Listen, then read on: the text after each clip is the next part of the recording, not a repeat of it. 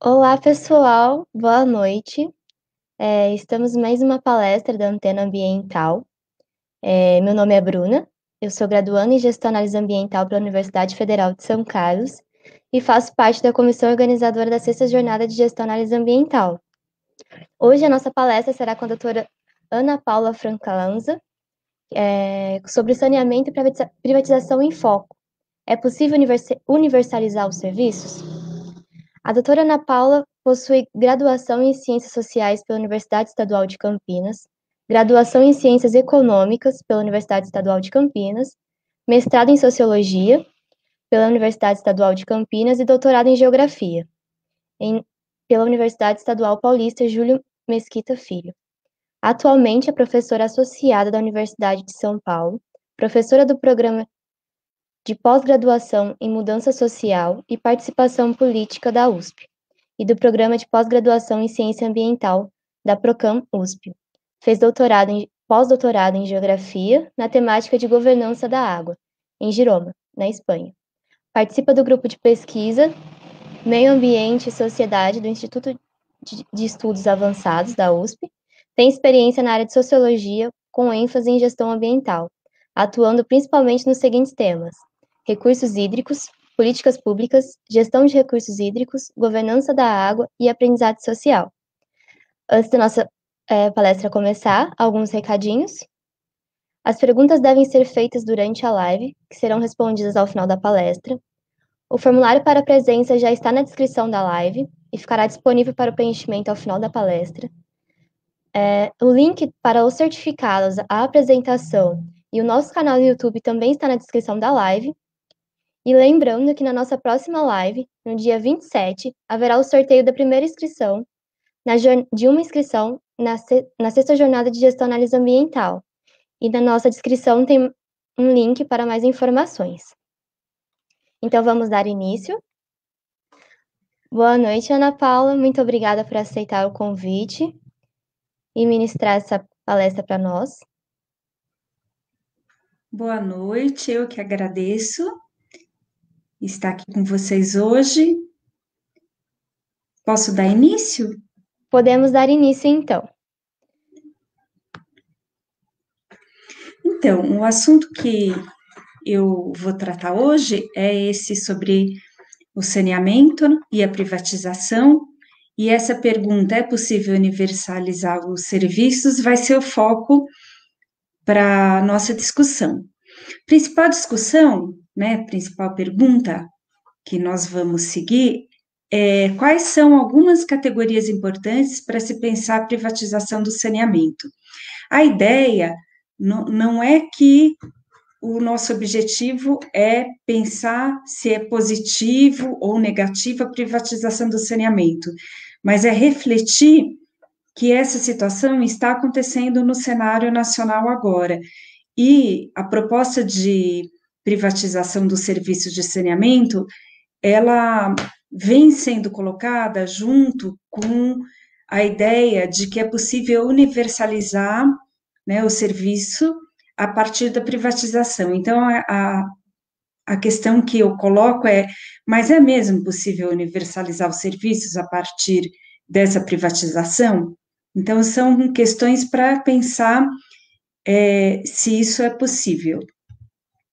Alguns tópicos da apresentação, as principais ideias, são conflitos e desafios de categorização, ou seja, quais são os principais conceitos do que estamos falando, alguns desafios no território, como que podemos enfrentar as diferentes unidades territoriais e as diferenças regionais e intra-regionais que existem a partir da gestão da água, a partir da gestão do próprio território e também da gestão do saneamento, e alguns desafios da gestão e governança, como tornar as políticas participativas. Para iniciar os desafios de categorização, eu parto da questão da cidadanização. Existe nesse momento, no Brasil, a expansão dos direitos. Para isso, eu utilizo um texto do Castro, do José Estevam Castro, quando ele discute os direitos básicos da cidadania. E ele apresenta os direitos básicos da cidadania, depois os direitos ampliados de cidadania. Os direitos básicos seriam, por exemplo, exercício pleno de direitos de propriedade, direitos a procedimentos judiciais justos, direitos eleitorais. Direitos ampliados de cidadania seriam aqueles que teriam vindo com o final do século XIX e o início do século XX. Então, por exemplo, direitos sexuais dos indígenas, direitos ambientais e mesmo direito à água são alguns desses direitos que vieram como direitos ampliados de cidadania. Vejam, esses direitos ampliados de cidadania, eles, hoje, com algum quadro de alteração na nossa sociedade brasileira, eles têm sido questionados em função de algumas alterações nas políticas públicas que se colocam na área ambiental, políticas sociais. Então, eles são direitos colocados no final do século XIX, início do XX, ou mesmo durante o século XX, e têm sido questionados e alterados em função de algumas políticas mais recentes. Quando a gente entra na questão do saneamento básico, e vai falar do abastecimento de... O que é o saneamento básico, né? O saneamento básico, ele é conhecido como principalmente 4 coisas: o abastecimento de água, a coleta e o tratamento de esgoto, resíduos sólidos e drenagem. Por que é importante considerar o que é saneamento básico? Porque quando há alteração de políticas de saneamento, muitas vezes o saneamento ele é considerado em muitas políticas, ou mesmo como um senso comum, como a coleta e o tratamento de esgoto. Mas saneamento é mais do que isso. Saneamento é abastecimento de água, é também a questão dos resíduos sólidos, do lixo, e é a drenagem. Então, é importante a gente refletir sobre o que a gente está considerando do saneamento básico. Agora, para que pensar a categorização, né? Para que pensar sobre esses conceitos?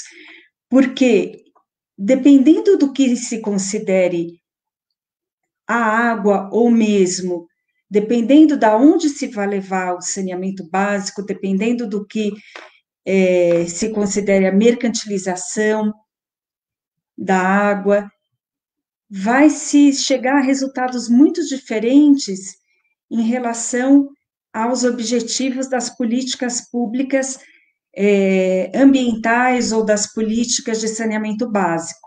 Então, a gente vai ver algumas diferentes categorizações, ou seja, alguns diferentes conceitos em relação à água e aonde a gente vai chegar com isso. Um deles, que é bem considerado na literatura, é a água enquanto bem comum. Ou seja, quando a gente fala água é um bem comum, nós estamos considerando que a água é algo que é não excluível, ninguém pode ser excluído de ter acesso à água, e é algo rival.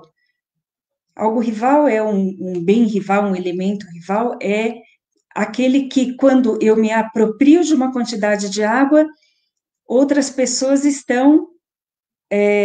não têm acesso naquele momento àquela quantidade de água. O que quer dizer isso?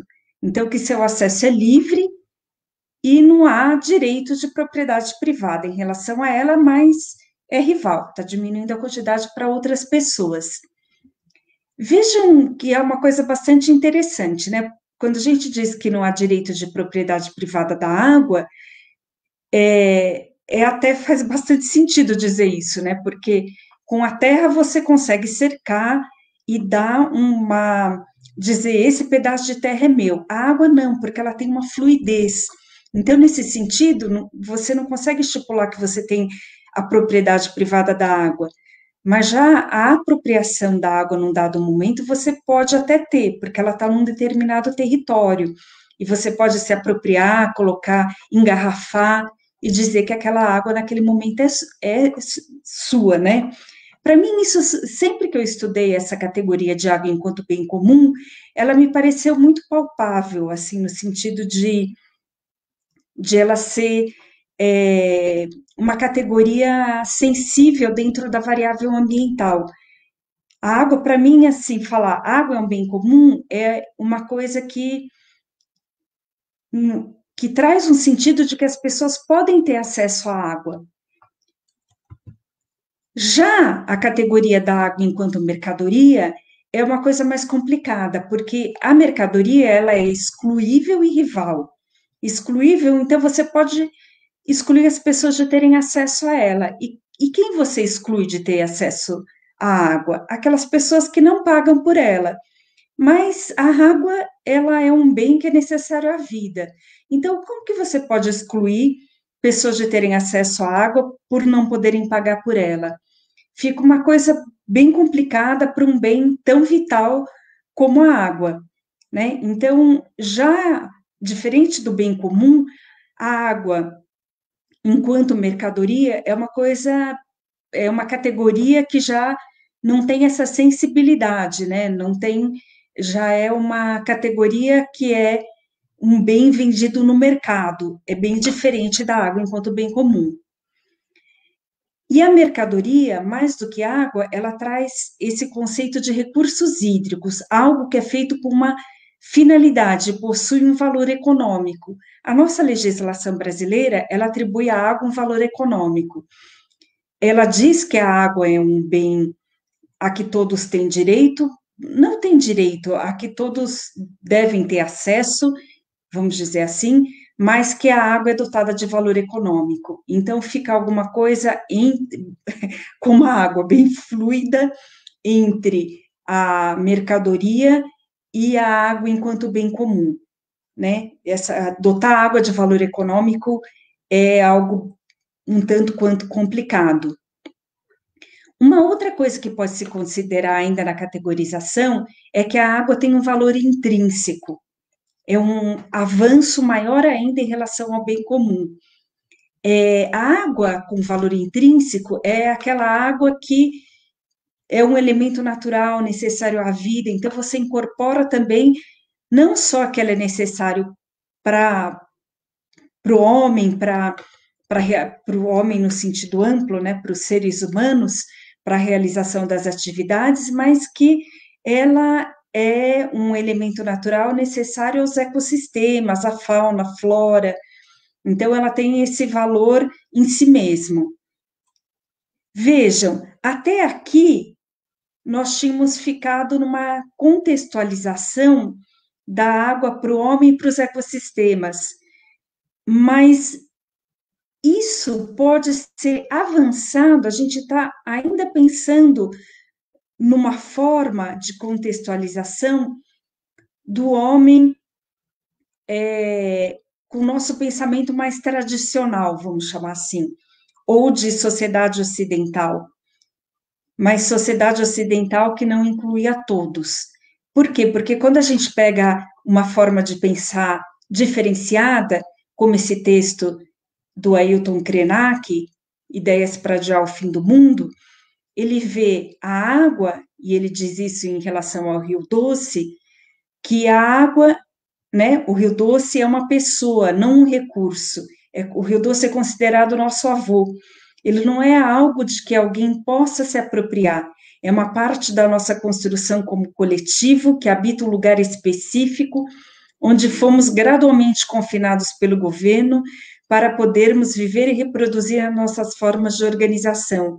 Então, ele é mais do que um recurso, mais do que um bem comum, mas ele é uma pessoa. Seria até, aí eu já estou atribuindo um juízo de valor, mas uma interpretação minha, como se ele fosse uma entidade, ele tem mais do que um valor intrínseco, ele é uma pessoa, né? É atribuído a ele isso. E por que gradualmente confinado pelo governo? Porque são as áreas indígenas, né? Ele está considerando que lá que eles podem viver. Então, o que eu quero dizer com isso é que há muitas formas de contextualizar e de caracterizar, e muitas vezes a gente fica preso ao nosso pensamento ocidental na forma de ver as coisas. E muito mais do que isso, quando isso vai ser central para pensar a questão da privatização, o valor econômico é o que media tudo, né? Então, quando nós pensamos aqui na água disponível para todos versus a mercantilização da água, não faz sentido a mercantilização da água quando se considera a água como um bem comum, nem como bem comum, né? Porque o bem comum é aquele que não é excluível, você não exclui ninguém de ter acesso à água. Então, como tendo um valor intrínseco, também não.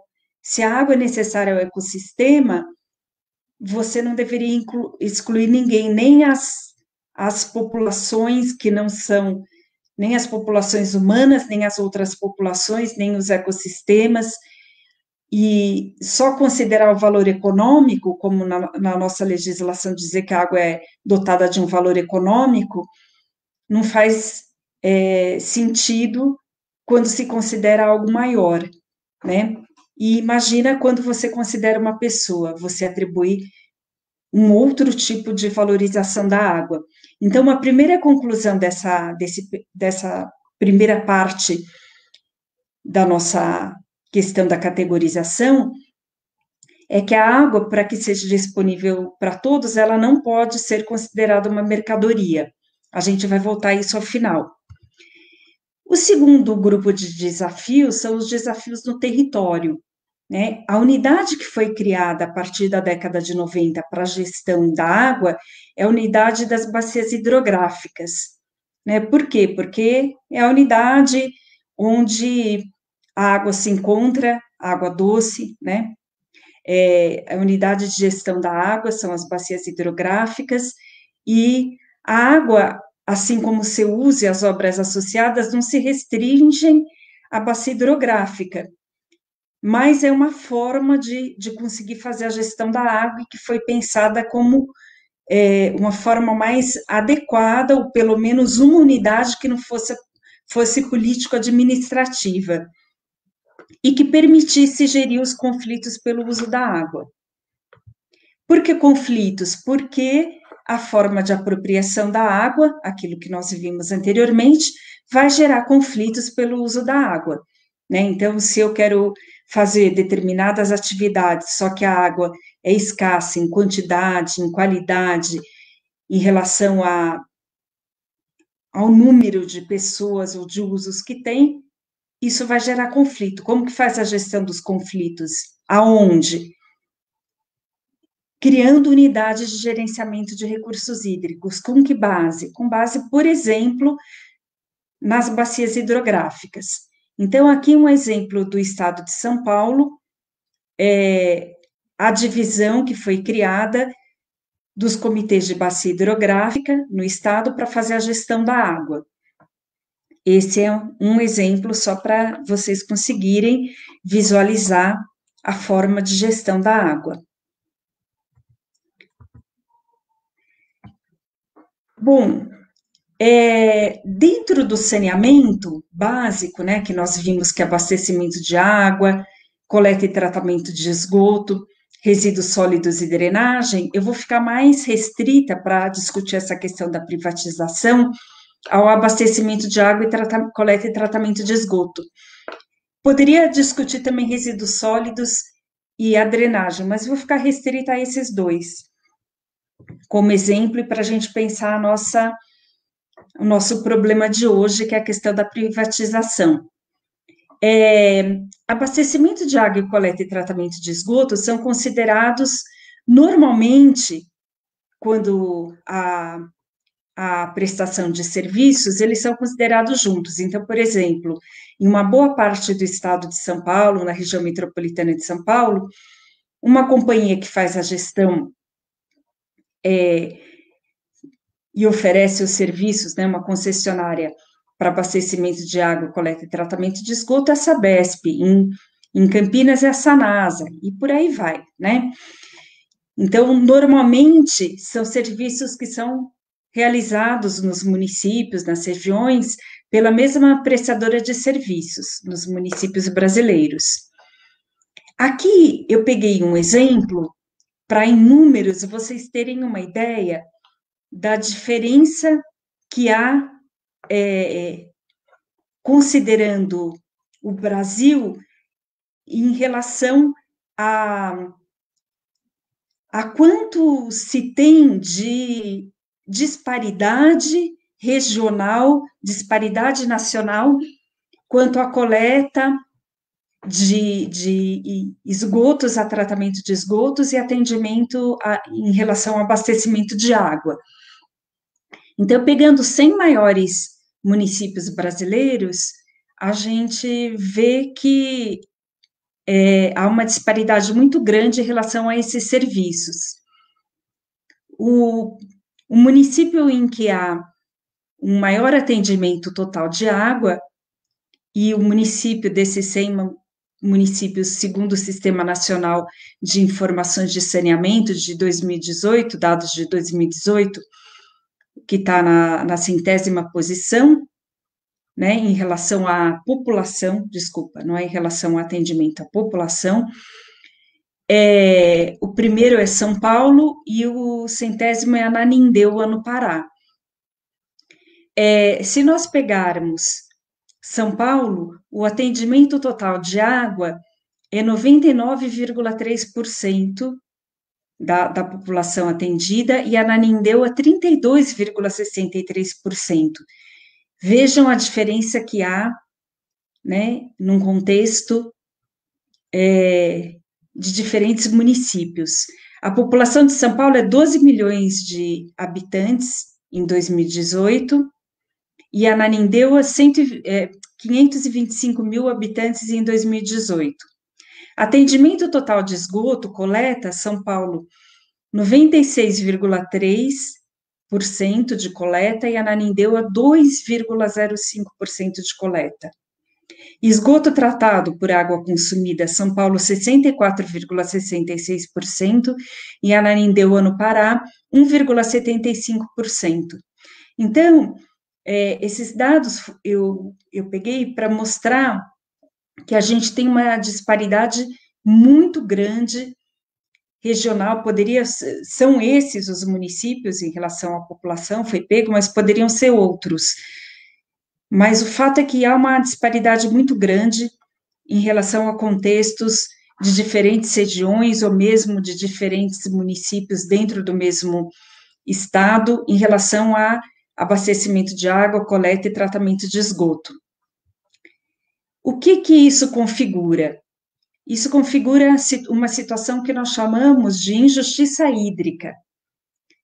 O que é injustiça hídrica? Injustiça hídrica é quando populações que têm uma maior vulnerabilidade socioambiental, elas sofrem mais com problemas, no caso relacionado à água, do que populações que têm mais condições socioeconômicas, né, ou seja, de renda, etc., elas são melhor providas, essas que têm melhores condições socioeconômicas, são melhor providas em relação à água do que populações que têm maiores problemas socioambientais, né? Então, na sociedade capitalista atual, as melhores condições de acesso à água se dão pela capacidade de pagamento da água, de seu armazenamento, por exemplo, com caixas d'água, e moradia regularizada e com fornecimento regular de abastecimento de água. O que seria de se esperar que essa injustiça hídrica fosse minimizada por políticas públicas ambientais e políticas públicas que minimizassem a dificuldade de acesso à água, ela de fato não acontece, né? E essas populações são mais prejudicadas porque já sofrem com problemas sociais, econômicos e acabam sofrendo com mais problemas de acesso à água de vários aspectos. Bom, em função disso, não só em função, mas esse ano, não é em função, na verdade não tem relação com isso, mas esse ano houve a aprovação de uma nova lei que ela está relacionada ao saneamento básico, que é a Lei 14.026, de 15 de julho de 2020, e ela considera que está sendo atualizado com o marco legal do saneamento básico e regulado os serviços de saneamento básico. Tá? Então, é isso que a lei diz, que está sendo atualizado o marco legal do saneamento básico. E é afirmado que será promovida a universalização dos serviços públicos de saneamento básico, em 99% abastecimento de água e 90% a coleta e tratamento de esgotos até 2033, para concessões que considerem, entre outras condições, o nível de cobertura existente, a viabilidade econômica financeira da expansão da prestação de serviço e o número de municípios atendidos. Então, essa é uma das questões que foi feita, ou até questão central, se essa universalização é mesmo possível com a privatização dos serviços. Por que privatização? Porque isso está sendo proposto por essa lei, né? O texto, ele acaba com o direito de preferência das companhias estaduais para a prestação dos serviços de abastecimento de água e coleta e tratamento de esgoto, de modo que as licitações, elas passam a ter participação de empresas públicas e privadas. Então, essas companhias estaduais, elas deixam de ter essa prioridade na prestação de serviços, ou seja, as empresas privadas passam a poder participar dessas licitações para prestação de serviços. Bom, de que forma, então, essa lei está interferindo dentro das políticas? Ela está interferindo em relação à privatização dos serviços, né? De forma que eles poderão ser prestados tanto por companhias públicas, privadas ou até mesmo mistas. E aí, em relação a isso, cabe o questionamento, né? Qual o interesse final de cada uma dessas companhias? Porque nós sabemos que as companhias públicas, né, as empresas públicas, elas têm um interesse normalmente, pelo menos é de se esperar, no exercício de políticas públicas, no bem comum, né? Ou seja, no que nós estamos considerando em levar o serviço para toda a população. Mas qual seria o interesse de uma empresa privada na prestação desses serviços, né? Então, fica esse questionamento. Quando nós vemos alguns conflitos relacionados à reprodução do espaço urbano no Brasil, a gente vê alguns desses problemas que ainda existem e são fortes e mostram diferenças regionais, algumas das quais nós estávamos mostrando em números só para exemplificar diferenças entre regiões, e também existem diferenças dentro dos municípios entre populações, né, diferenças na existência dos serviços que diferentes populações têm acesso diferenciado aos serviços de abastecimento de água e coleta e tratamento de esgotos. Então, no uso e ocupação do solo em áreas ambientais frágeis, é um exemplo de diferença entre as populações, né, que vivem de modo diferente e têm diferente qualidade de vida. Quando acontecem desastres ambientais, nós vemos que as populações, algumas delas vivem situações de justiça ambiental de modo diferenciado também. A questão da gestão dos resíduos sólidos e populações que vivem também situações de injustiça ambiental em relação aos resíduos sólidos que também configuram essas situações e fazem parte do saneamento básico, e coleta e destino do esgotamento sanitário, que contribuem com a questão tanto de saúde pública, né, para essas populações que vivem à beira desses locais, como também com a questão da falta, né, de esgotamento sanitário adequado, que é uma das propostas dessa nova lei do saneamento, que diz que vai ter, busca universalizar, não é universalizar, é 90%, mas aumentar em muito a questão do tratamento de esgotos no país. Então, a segunda conclusão, em relação a desigualdades territoriais e desafios para o saneamento, metas dessa lei, da Lei 14.026 de 2020, isso nós já falamos, né, 99% da população com água, 90% da população com coleta e tratamento de esgoto até 2033. Uma segunda conclusão que nós podemos tirar é que as diferenças no acesso ao saneamento, em diferentes escalas, poderão se intensificar no território com esses processos de privatização. Por que eles poderão se intensificar? Porque, a depender das companhias privadas, né, que disputarão aí os serviços de saneamento básico, de abastecimento de água e de coleta e tratamento de esgoto, algumas regiões que possuem,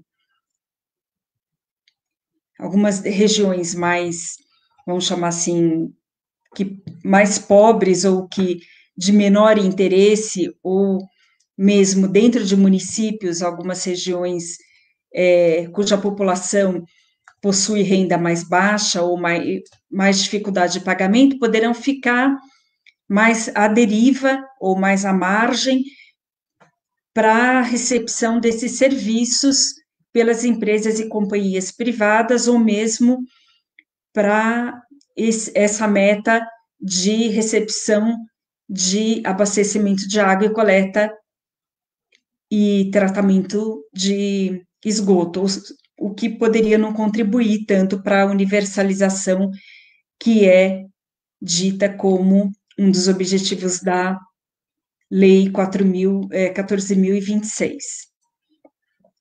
E o terceiro ponto são os desafios da governança, né? O terceiro ponto que nós nos propusemos a discutir.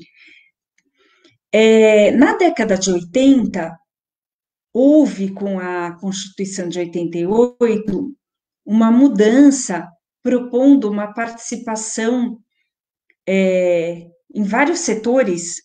Isso aí não foi só na questão da água, do saneamento, mas foi também na saúde, na educação.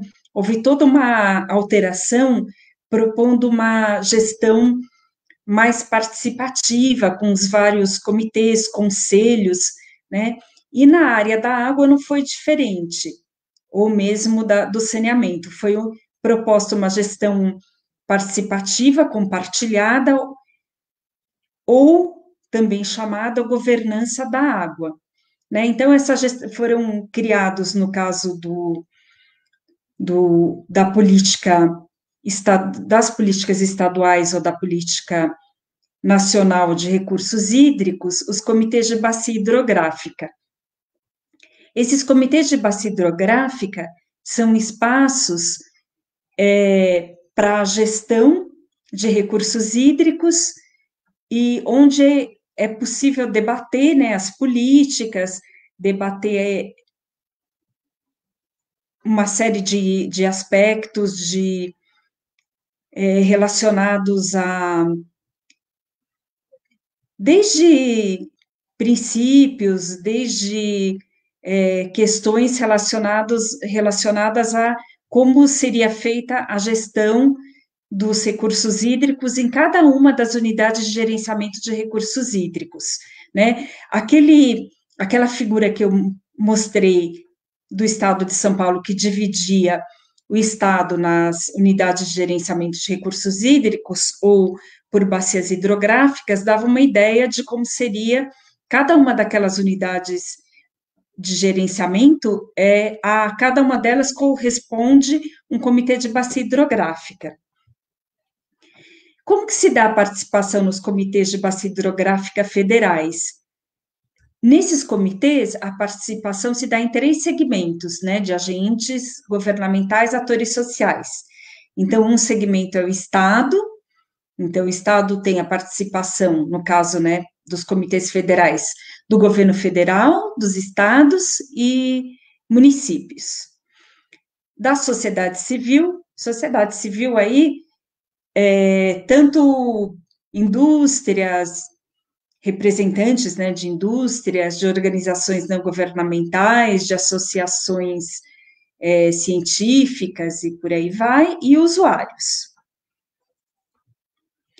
Então, na composição dos comitês de bacia hidrográfica federais, a composição, o mínimo aqui 20% de composição, aqui, para mim não está aparecendo, mas 20%, só um minutinho.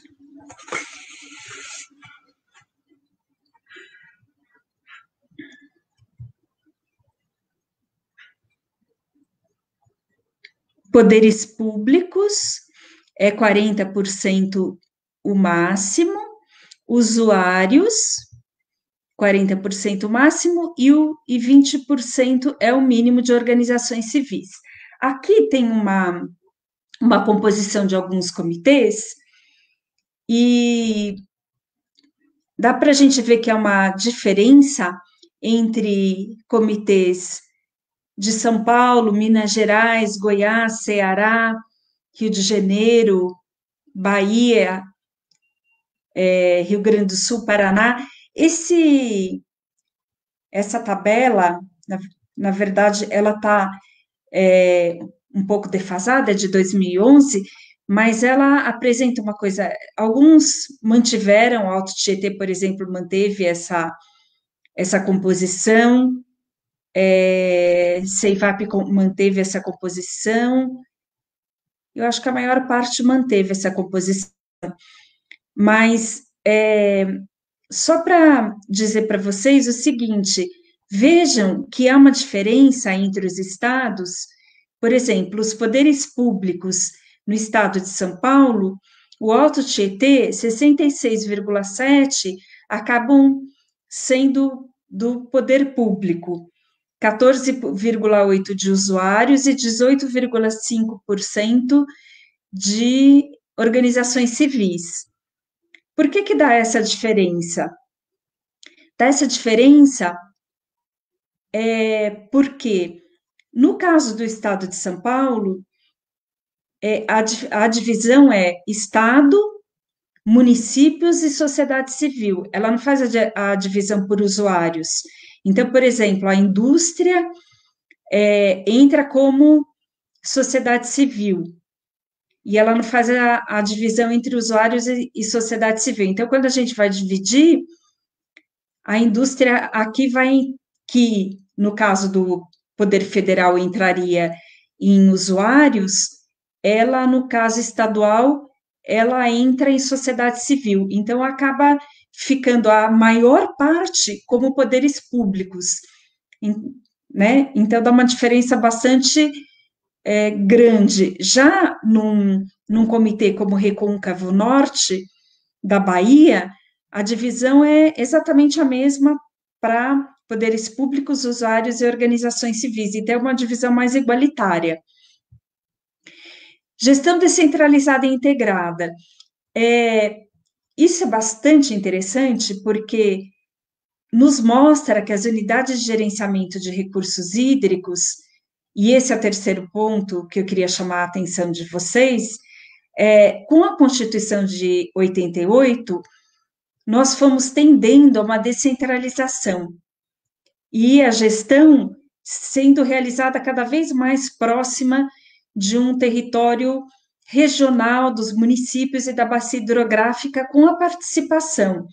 Então, foi descentralizando, tendendo a uma maior participação da sociedade civil e tendendo a uma integração. Então, por exemplo, entre o uso do solo, né, se pensar o uso do solo junto com a questão da água, e tendendo a pensar numa questão mais que pensasse a bacia hidrográfica, não só a humanidade político-administrativa. Então, isso foi muito interessante para fugir de uma política mais centralizada, que era a tendência anterior, né, dentro do regime militar. Agora, o que está acontecendo com a proposta dessa lei agora de 2020 foi criar a Agência Nacional de Águas, que ela foi criada em 2000, ela está sendo proposta como Agência Nacional de Águas e Saneamento Básico para regular os serviços públicos não só da água, mas de saneamento básico, ou seja, de água, de coleta e tratamento de esgoto, resíduos sólidos e drenagem, ou seja, o conjunto do serviço de saneamento básico, e que vai dar as diretrizes para cidades e estados. Essa Agência Nacional de Águas e Saneamento Básico vai trabalhar com uma regulação, tanto regulação tarifária, com vistas ao uso racional dos recursos naturais, equilíbrio econômico-financeiro e o que nós já falamos, universalização do acesso ao saneamento básico. Mas tem sido apresentado a partir da lei, porque não dá para a gente já analisar resultados, porque a lei foi agora assinada pelo presidente em julho, então ela não está ainda em processo de implementação para ter casos em que se analise, mas em caso de escassez de água em rios, cabe à União regular as ações para usos múltiplos da água. O que a gente percebe pela lei é que a União ela ganha bastante poder, né? Então tem vários lugares na lei onde se vê esse poder bastante acentuado do governo federal. A integração, por exemplo, o que era dentro da bacia hidrográfica tem sido proposto um poder bastante maior para o governo federal. Para o governo federal.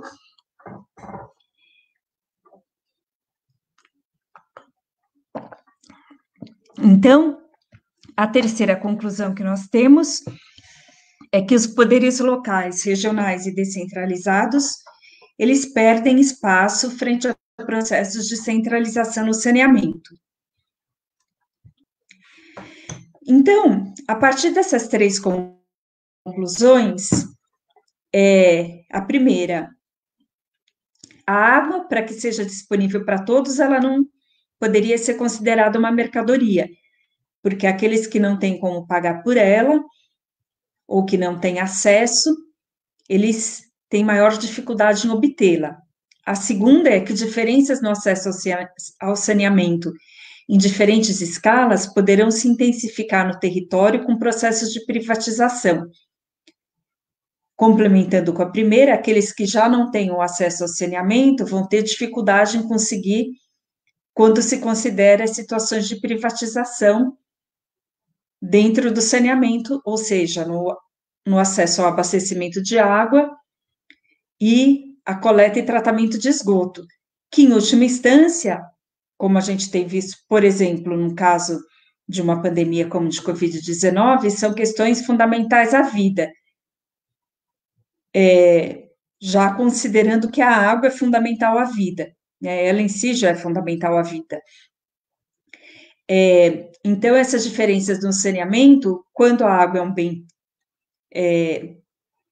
considerado um bem comum, ela deve ser de acesso a todos, mas quando você privatiza o serviço, torna-se difícil acreditar que as empresas provedoras, que são empresas privadas, vão ter interesse em levar para populações, a água para populações que não tenham condições de pagamento, né? Então, isso tem que ser muito bem regulado.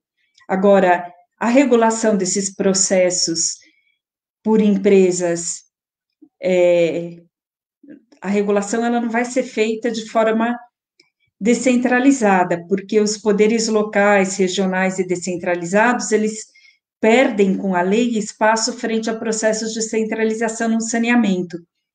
Então, aquela pergunta que nós tínhamos, né, de se com o processo de privatização é possível uma universalização, a resposta é que é muito difícil.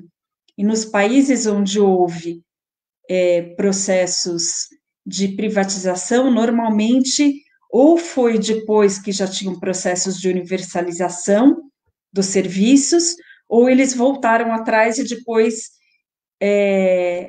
eles fizeram um processo reverso de voltar à prestação de serviço de forma pública. Então, enquanto utopia, o que eu apresento para vocês é que a água ela deveria realmente ser fornecida enquanto o que a gente chama de common, né, o bem comum, ou common, como uma possibilidade. Ou seja, contra essa privatização de serviços e que a sociedade, contra esse uso da sociedade pública pelo sistema partidário, que ela seja algo mais do que até um direito, ela seja direito de todos, mas seja ofertada enquanto aquilo que ela é fundamental aos ecossistemas e à vida. E a partir de representantes de usuários, associações ambientalistas, movimentos sociais, organizações de trabalhadores, prefeitura, entre outros, que haja uma grande participação na gestão, né, para que continue a haver aquilo que foi promovido a partir da década de 80, que é uma gestão descentralizada e participativa, e não fique restrita à dupla legitimidade só dos experts e dos eleitos. E aqui alguns diálogos interdisciplinares sobre a água, algumas questões para que nós possamos refletir sobre tudo isso. Como que a gente pode mapear o uso da água entre diferentes atores sociais e agentes econômicos? Como que faz essa interface entre esses grupos de agentes? Como se fazer uma governança de fato descentralizada e participativa? Como avançamos naquele processo que vínhamos tendo? De que modo o saber das comunidades pode auxiliar numa gestão mais democrática da água? Porque as comunidades muitas vezes têm muito a dizer e têm alternativas que auxiliam a implementação de ações de forma mais adequada para suas necessidades. E de que modo se pode distribuir a água e ter esgotamento sanitário para que todas as populações tenham acesso à água e saneamento? Isso é possível? Isso é possível, mas de que modo se pode fazer isso? Aqui algumas referências. Muito obrigada.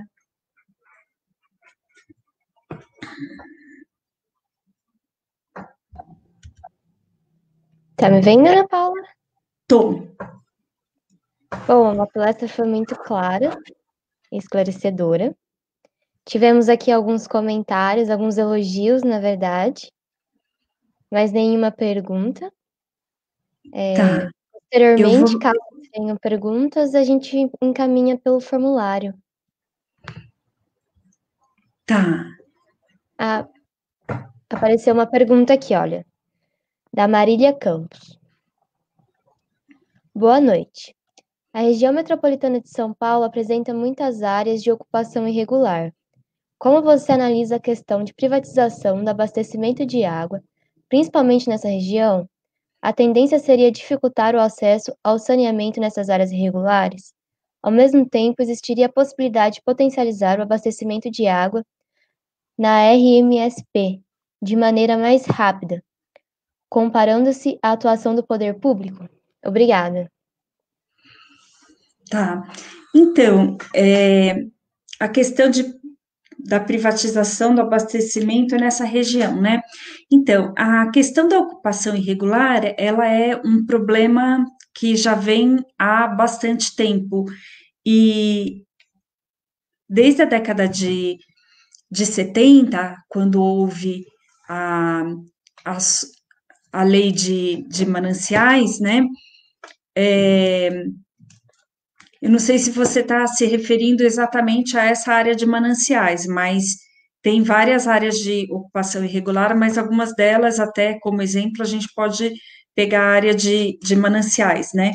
Mas algumas dessas áreas de ocupações irregulares, elas até, a população adquiriu essas áreas, e até elas foram vendidas, elas são irregulares, mas elas foram adquiridas pela população de uma forma, até compradas, mas elas são irregulares, elas não, a população não pode ficar lá por questão de tamanho de lote, por questão de estar em áreas de mananciais, enfim, mas elas não estão regularizadas e nem podem vir a ser, né? Então, independente do fato de serem da prestação de serviço ser pública ou ser privada, o acesso ao saneamento nessas áreas, ele não pode ocorrer, apesar de que tem sido feito vários processos em algumas dessas áreas, tem sido permitido, dependendo da área, a ocupação, se ela não for em algumas áreas muito próximas ao manancial, né? Então, tem algumas áreas que têm sido regularizadas, desde que possa, por novas leis, e algumas realmente não podem, e as populações são deslocadas. O que eu quero dizer com isso? Que, independente do serviço ser ofertado por órgãos públicos ou privados, o que eu acredito é que isso não influencie, o tipo de serviço não influencia no fato de ser, do prestador ser público ou privado, né? Então, agora a sua questão, né? Existiria a possibilidade de potencializar a outra parte da questão, de potencializar o abastecimento de água na região metropolitana de maneira mais rápida, comparando-se à atuação do poder público. Eu acho que a questão quando se fala assim, que pode se potencializar, pensa-se na questão dos recursos financeiros, né?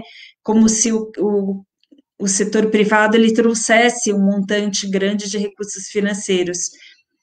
E sabe, Marília, o que eu penso, e isso a gente vai acabar vendo a, com o tempo, né, com o andar do processo, é que as companhias privadas, elas, de qualquer forma, o financiamento elas vão trazer dos mesmos lugares que as companhias públicas, porque elas vão pegar financiamento do BNDES, dos mesmos bancos de investimento.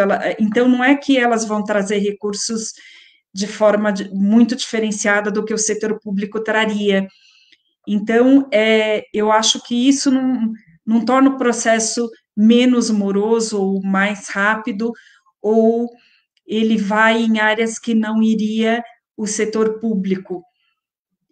Então, nesse sentido, eu não vejo como que o processo pode se tornar muito diferente do que era do setor público, ou trazer grande número de investimentos, um investimento muito maior do que se o setor público também trouxesse investimento dos mesmos bancos ou dos mesmos lugares. Isso é o meu ponto de vista, eu posso me surpreender positivamente, mas eu acho que não altera muito a lógica do processo. Se está sendo investido e está pensando em 2033, por exemplo, a região metropolitana, pelo que a gente viu aquele número, ela já está bastante avançada na questão do abastecimento. Então, onde ela não tem, é porque realmente ela não pode ter porque são populações em locais inadequados. Ela não vai conseguir tirar essa população com toda a rapidez, milhões de pessoas que estão em áreas que não podem ser ocupadas. O setor privado não vai conseguir fazer isso também, porque ele depende das prefeituras para ele conseguir tirar essa população, e ele vai ter que agir em consonância com a prefeitura da mesma maneira que o setor público agiria, ou seja, ele vai ter que trabalhar junto com as prefeituras, o que não vai tornar o processo mais rápido. Então, sua pergunta foi ótima, Marília. Bom, a nossa pergunta, surgiram várias agora. É do Rodrigo Constante Martins. Ai, meu amigo! Como você compreende a crise hídrica de 2014 e 2015? Seria um problema de governança? A sociedade civil pôde participar efetivamente da construção de soluções para a crise? Oi, Rodrigo, tudo bom? Deixa eu só ligar aqui que estava acabando a bateria. Então, a crise hídrica de 2014 e 2015, no meu ponto de vista, de foi um problema de mais até do que de governança, foi um problema de gestão, porque ela já era já havia um problema anunciado, né? Já era meio que anunciado que havia questões, né, de falta de água no cenário desde 2003, 2004, quando foi feita a renovação em 2004 da outorga do Cantareira, do sistema Cantareira, né, a renovação da outorga, e já estavam com níveis baixos os reservatórios, e foi pensado uma série de coisas que a concessionária, né, a Sabesp, uma série de medidas que ela deveria fazer para depender menos do sistema Cantareira, e aí passaram-se 10 anos e várias coisas não foram feitas, e inclusive questões assim relacionadas ao próprio a própria região, ao próprio ecossistema, não foram implementadas várias medidas. Então, nesse sentido, quando se chegou em 2013, 2014, se agiu como se fosse uma surpresa, mas de fato não foi exatamente uma surpresa que o reservatório tivesse ficado com níveis muito baixos. Então, foi um problema mesmo. Eu falo que é de gestão porque eu entendo que governança é um conceito que inclui bastante a questão de participação. Até poderia ser, né? Porque já a gente considera que há já os comitês de bacia hidrográfica funcionando, então eles poderiam ter influenciado mais até no governo e na concessionária para que ela agisse, né? Mas eu acho que é mesmo um problema da concessionária que não levou muito, não cumpriu, vamos dizer assim, e do governo do estado que não cumpriu o seu papel em realizar uma série de coisas ações preventivas e de forma que deveria ter realizado. É isso, Rodrigo, um abraço aí. A próxima pergunta é da Yara Pereira. É possível reverter essa privatização? Qual seria o caminho? Quais ações o poder público poderia promover para cumprir a meta de amplo acesso ao saneamento básico? Oi, Yara, ótima pergunta. Então, como eu sempre acho que é possível, mas depende de toda uma mobilização, e isso passou muito rapidamente, sem muita discussão, nesse processo agora que nós estamos de, de quarentena, né? Assim, passou nesse momento sem muita discussão. Eu acho que teria que ter toda uma mobilização e eu não vejo como que, porque já virou uma lei, né? Já foi aprovado, mas eu penso que o poder público, assim, o que que aconteceu? Teve países que onde houve a privatização da água e depois a população conseguiu reverter com todo o movimento social. Agora imagina, nós estamos no meio de uma pandemia e todo mundo é difícil fazer uma mobilização nesse momento e as pessoas não estão exatamente muito nem se mobilizando, nem muito informadas, né, em relação a isso. Agora, sempre é possível, né? Na Bolívia, em Cochabamba, quando aconteceu isso, foi através de mobilização que conseguiram reverter, mas porque houve aumento excessivo de tarifas. Isso é uma coisa que pode vir a acontecer aqui, porque vai ter a agência reguladora, né? Essa agência, a Agência Nacional de Águas, que se transformou em Agência Nacional de Águas e Saneamento Básico, ela vai controlar também a tarifa. E normalmente, da onde virão os recursos, né, para fazer tudo isso? Também da tarifa. Então, se a tarifa for excessiva, e como acontece em outros países que sobe a tarifa, talvez as pessoas acabem se mobilizando, se revoltando, e aí isso poderia gerar um movimento, mas não sei.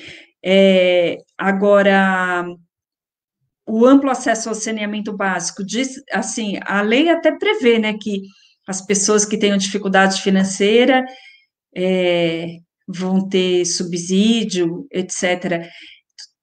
Mas o que me parece, pelo que eu estou estudando da lei, as pessoas que trabalham com isso estão estudando, discutindo a lei.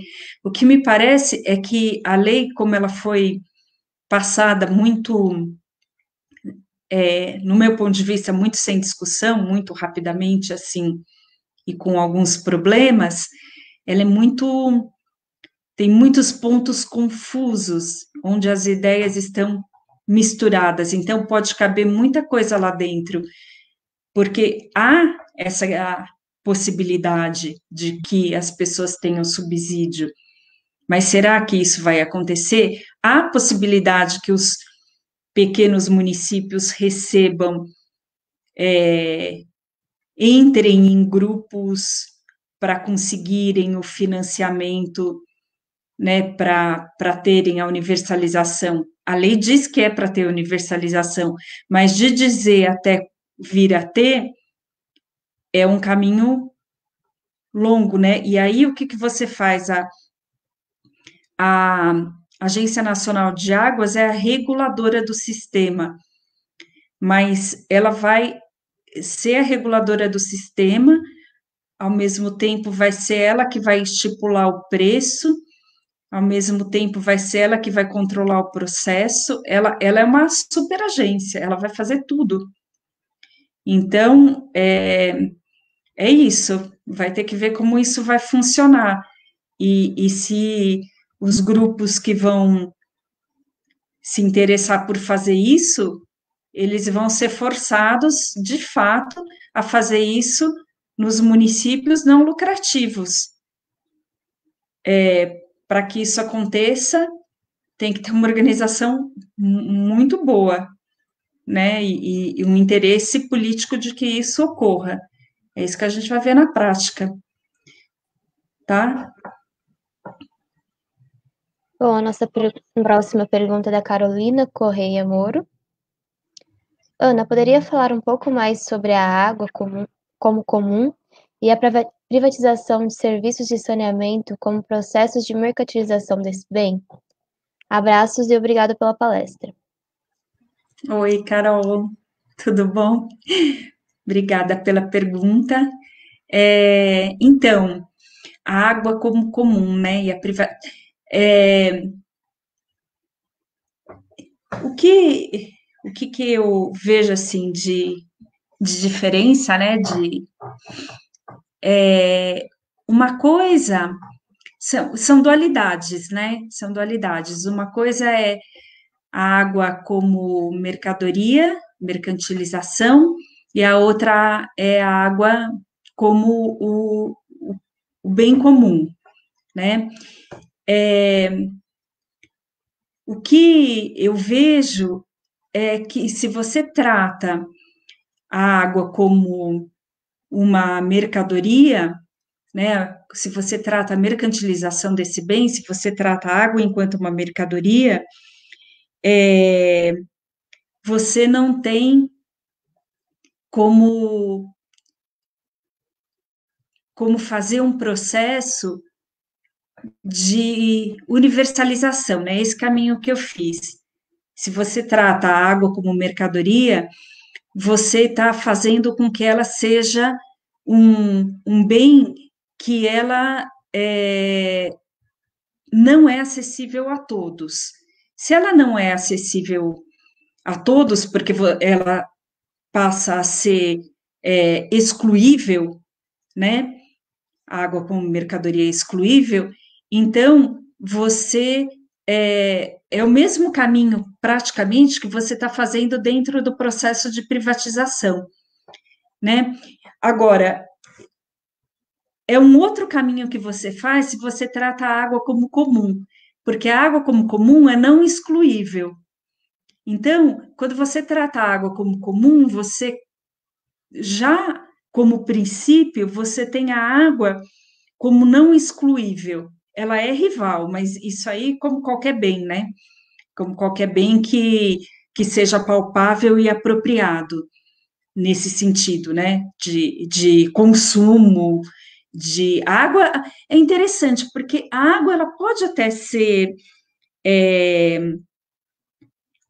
por exemplo, quando utilizada para contemplação, quando ela tem aquele valor intrínseco, ela poderia até ser um bem não excluível e não rival.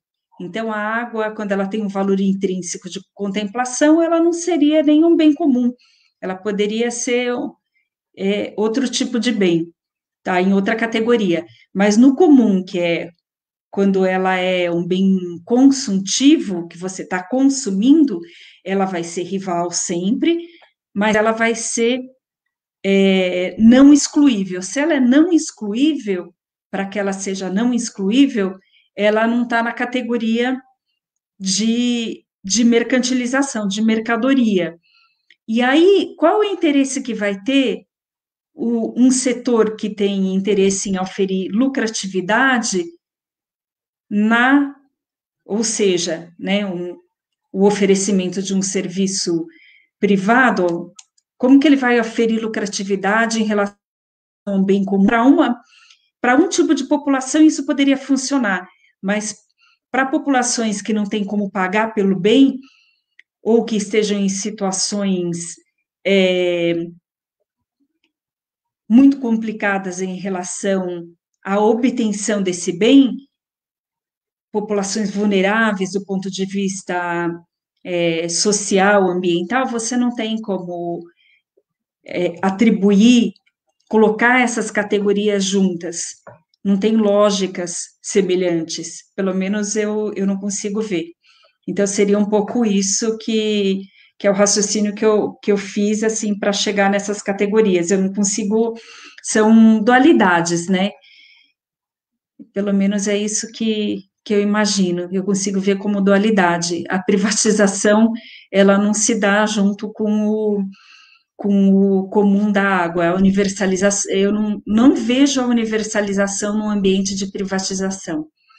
Eu acho que é muito difícil, não tem lógica. É isso. Obrigada, Carol. A nossa última pergunta é da Beatriz. Ana, parabéns pela palestra, muito esclarecedora e reflexiva. Eu me perguntei a mesma coisa que você lançou para a gente ao final da palestra, e queria saber o seu pensamento sobre isso. Como você acha que pode haver uma gestão democrática para se distribuir água e ter esgotamento sanitário a todos de forma justa e igualitária? Então, Beatriz, obrigada pela questão. Eu acho que considerando que a água é um recurso vital e que todos têm direito a ela, e por isso ela vai ser ofertada de modo, vai ser ofertada enquanto um common, enquanto um bem comum, e todos têm direito a ela, e aí é um bem, bem comum, tem que ser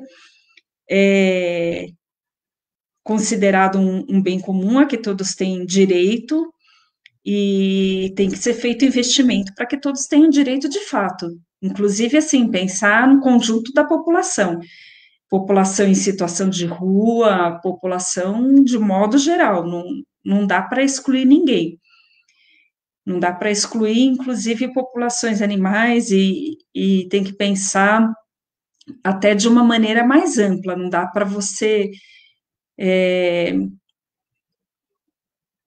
O Rio Doce, por exemplo, é um absurdo o que aconteceu. Você não pode poluir daquela maneira um corpo hídrico, porque você tem que pensar preventivamente, porque daí você exclui uma série de populações que dependem dele exclusivamente, até para viver, populações indígenas.